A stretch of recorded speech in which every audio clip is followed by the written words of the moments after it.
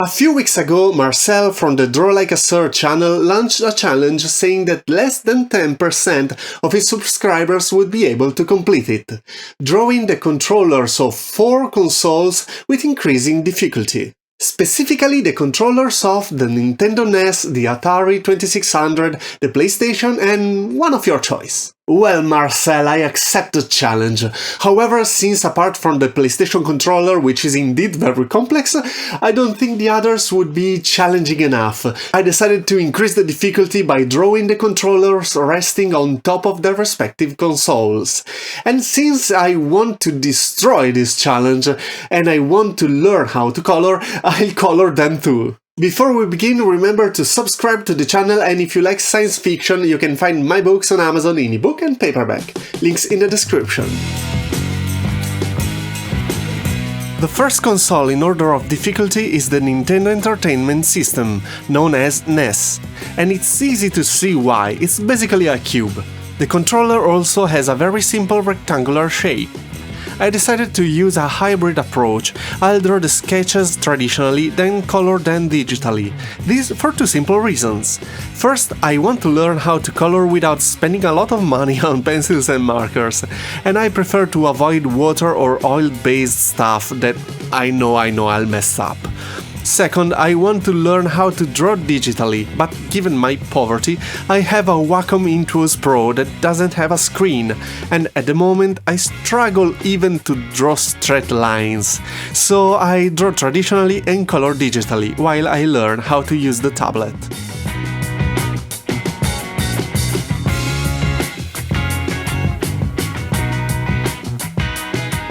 I'm probably approaching the work in completely the wrong way.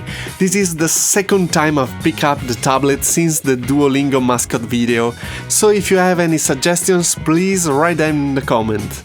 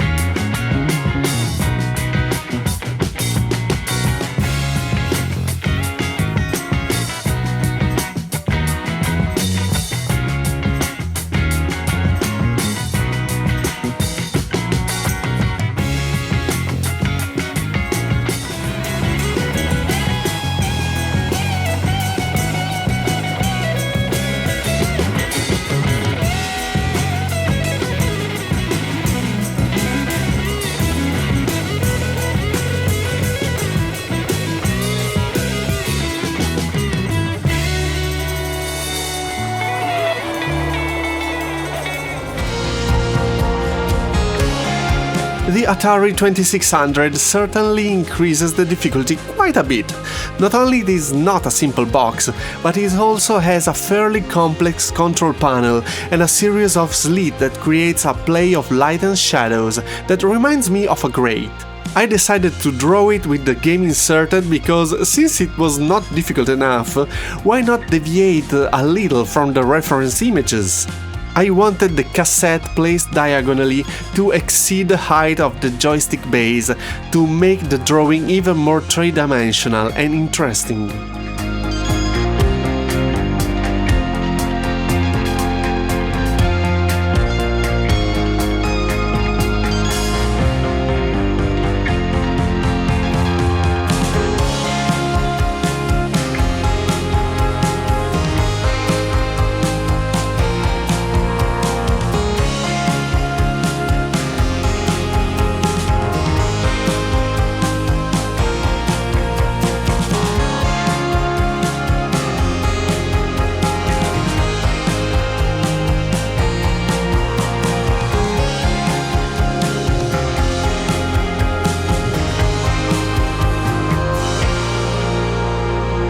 We move from the NES with its light grays to an almost completely black console.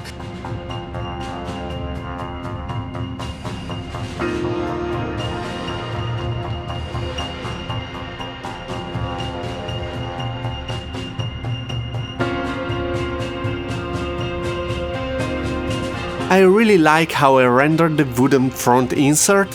It's one of the few touches of color along with the yellow line that outlines the perimeter of the frame.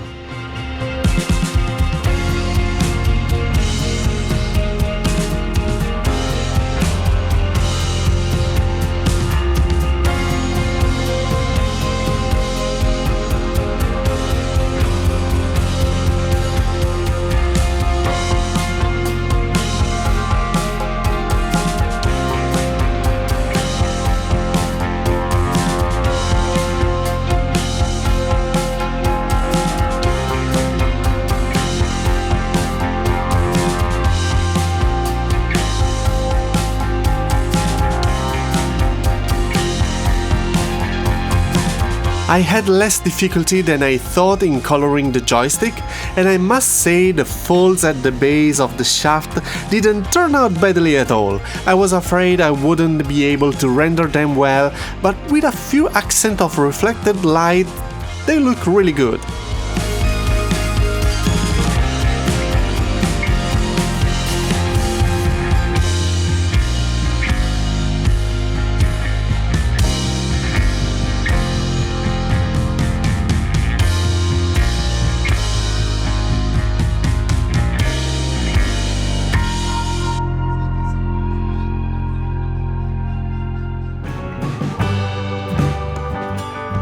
The PlayStation was the design that took me the longest. Although the console is simpler than the Atari 2600, the joystick is by far the most complex element of the entire challenge.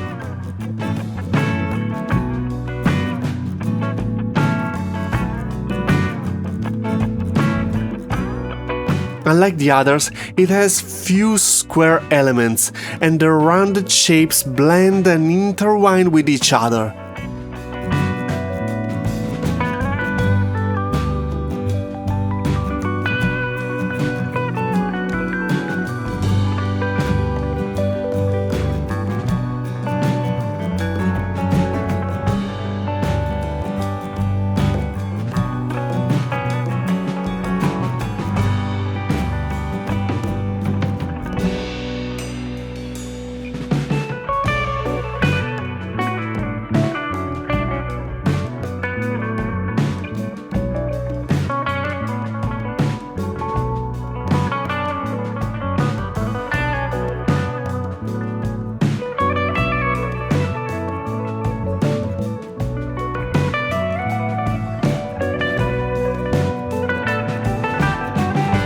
In terms of colors, the PlayStation is a little more boring than the Atari. The console is all grey while the controller is all black, which means it is even more difficult to capture the nuances to give the right emphasis to the volumes.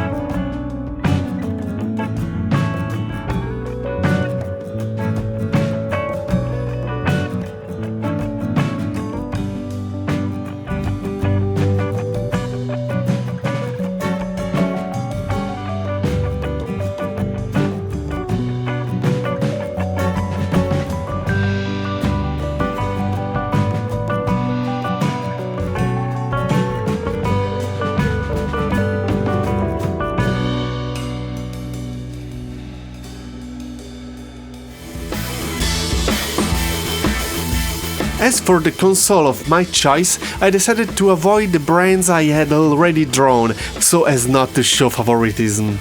And since they were all old-school consoles, I decided to draw a modern one that was different from all the others, the HTC Vive, a virtual reality headset. I was afraid it would be very difficult to draw, but in terms of difficulty, I would place it halfway between the Atari and the PlayStation. Although the console comes with two controllers, one for each end, I decided to draw only one as not to make the composition too chaotic.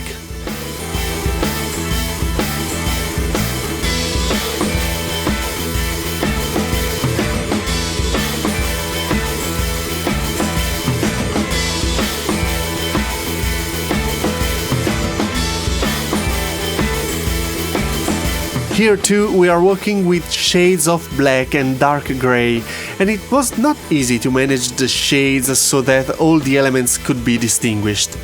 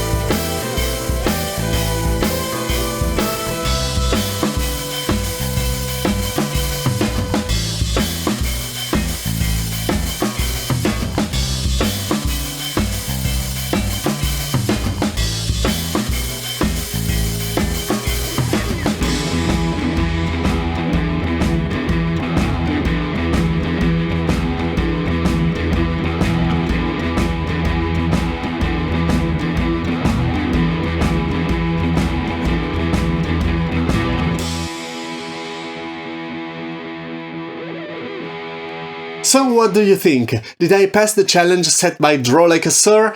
The Nintendo NES turned out perfectly. If you look at the drawing from a distance, it looks like a photo.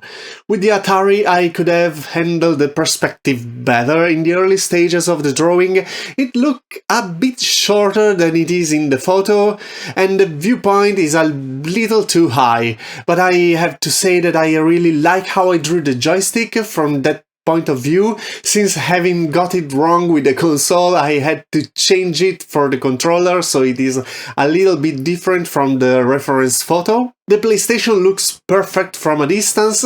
As for the controller, it turns out much better than I expected, even though looking closely, practically all the elements are slightly crooked. The HTC Vive is perhaps my favorite drawing of all.